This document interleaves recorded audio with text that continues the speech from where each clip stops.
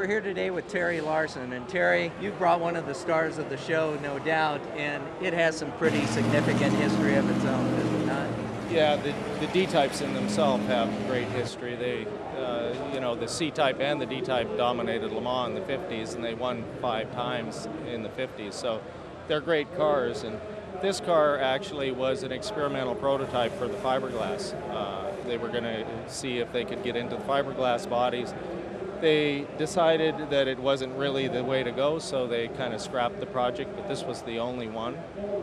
This car just finished a tour that we do for C&D types. Norman Dewis comes along, and he did all the development and testing on the C's and D types. And we did that about 2 weeks ago, and Norman just flew home a couple days ago. But the car has done the last 3 events successfully and done real well, and it's also raced quite a lot.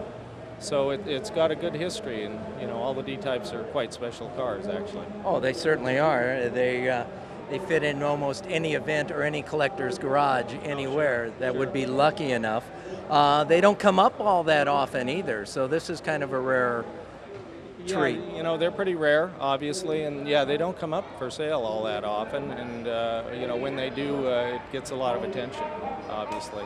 But they're great cars. I've raced my C&D for 20 years, and I use them in tours, and we organize the C&D tour, so we pretty involved with them. But yeah, they're great cars, and they're very bulletproof. They're dependable. We went from a little over 1,000-foot elevation to 9,600-foot elevation with 14 cars, and went from below 0 temperature to 99 degrees, and so wow. We kind of put them through the test. Well, yes, you did, and clearly it succeeded.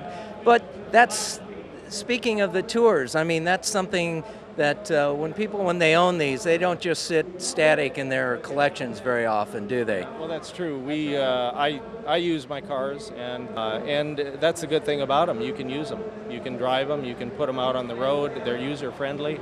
And they're very bulletproof. Once they're set up right, they're very reliable cars. They were known for their reliability. Well, you wouldn't win Le Mans 5 times if you were prone to breaking down, I guess. No, huh? I guess not. I've raced my C-type over 20 years, and I've had 1 DNF. So that's a pretty good record, almost 100 races. So yeah, they do real well if you take care of them and they're set up right in the first place. Well, that's very good. I hope it finds a wonderful new home here. Yeah, I'm sure it will.